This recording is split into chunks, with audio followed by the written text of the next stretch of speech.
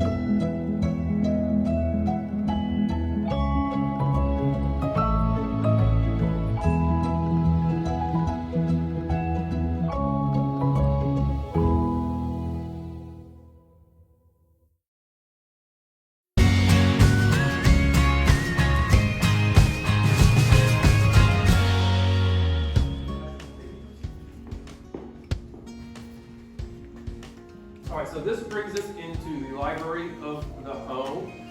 This is where the senator's daughter married Colonel Hargrove. This gentleman right above the recording settee. One was once you had them open in the summertime, that gave you easy access onto the front porch, and it also helped to cool the home as well.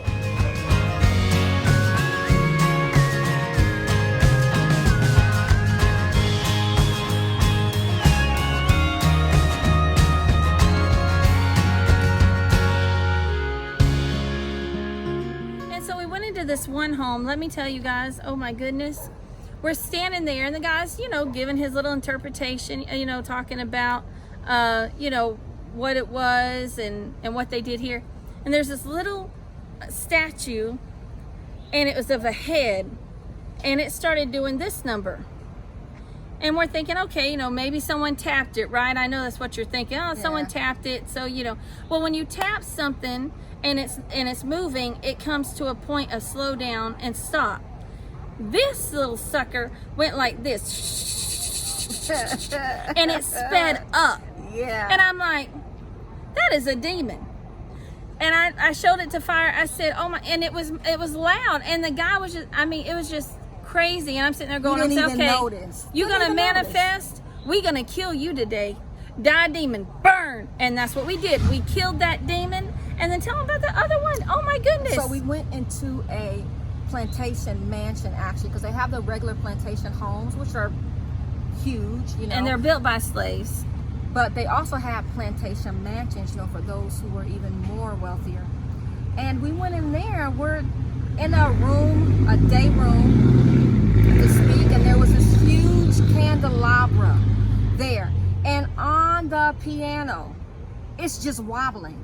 Just shaking, shaking, shaking, shaking. It was like the whole thing was vibrating. There was one right next to it completely still, and the other one was just like this. You know what we did? You know, the glory just exposed it. It couldn't take the fact that we were in there. That's why they were manifesting. Couldn't take the fact. They were manifesting. Yeah, so the demonic did manifest, and we did kill what was in our pathway. And let me tell you, and I'm sorry, there's bugs, so you're going to see us squatting at them. This is Alabama, people. They got bugs. Look, I've been bit a lot, and this ain't normal. I got bit on my ankle right now. Okay, so back to what I was saying. Oh, so here's another thing the Lord put to mind. So we're sitting there looking at all these different furniture, and I want to post pictures about this. I want y'all to see these pictures, and so we'll post some pictures, or maybe we'll put them toward the end of the video. But what these pictures look like is it showed that during that era, they said it was very popular for people to put the god of Athena, mythical gods, the Greek gods in their furniture. And here's what the lady said in one sentence: this was a good Christian man, but back in those days, they really liked to have these Greek gods on their furniture. They didn't worship it or anything. It was just for design. I don't know about you, but if you know that there's a god that something worship, like an Indian god, India has all those gods, and you had one in your home, would you do that just for decor, understanding that the influence?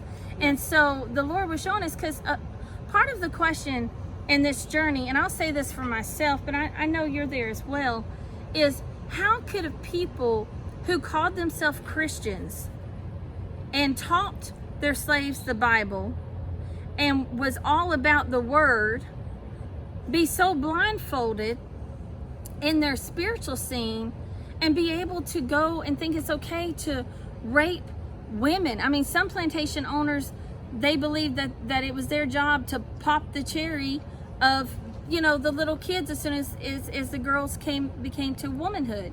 You had that. Okay, again, good Christian men with this as their actions. And so we're saying, well, Lord, how did they beat someone? How do you view people as property and animals, and pillage and sell and mutilate and split the families up? How do you lynch. do that, calling yourself a good Christian person and truly understanding it? Well, when we were walking in these homes, they had these gods all over their furniture. Yep. And they had the fireplace in this one home, which was a predominant home, is a political figure in the home. The fireplace, the lady didn't even realize what it was till we looked close to it. It was a mouse. She goes, oh, well, I never realized that. It had teeth. It was a dragon. It was two-headed dragon on each side. Well, it wasn't a two-headed dragon, but it had two heads of a dragon. And it was holding up the fireplace. And again, we're going to show these pictures because, I'm just like, wow. So if you have all of that stuff in your home, what do you think you're being influenced by? You're being influenced by a lot of demonic in your home. Not to mention just the consistent bloodshed on the land. So you got the consistent bloodshed on the land. You got the demonic that's promoting it and causing you to still see through the eyes of hate. And people wonder why they're like that. It was so many contributing factors. We know that's not all that was a contributing factor, but think about what's in their house surrounding them on a daily basis and them raising their children to be that way. So let's go a little, and this is what I feel like the Lord is saying to me right now. I want you to take yourself and throughout your home and ask the Lord, is there anything in here that was sacrificed to demons or idols that was is a demonic thing that could be influencing my personality or my family's personality, or the way I see things, the way I filter in my soul, my perspective. Because it's no joke, people pray over things and then they lead them out.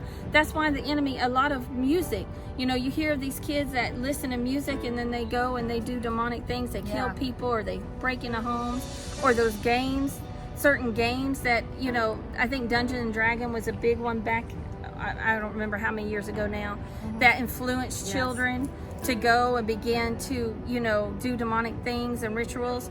So I really feel like in my spirit, take this time, if God led you to this video, and just go around your house, anoint it with oil. It's always good to do that. We do that all the time. Not only just your house, the walls, but also anoint your doorposts, also anoint your pictures, also anoint your mirrors.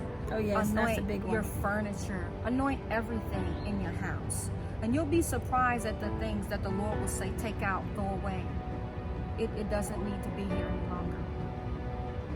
So there's food for thought, Salah. And until next time, signing off. We'll talk to you later. Ministries. Bye. you.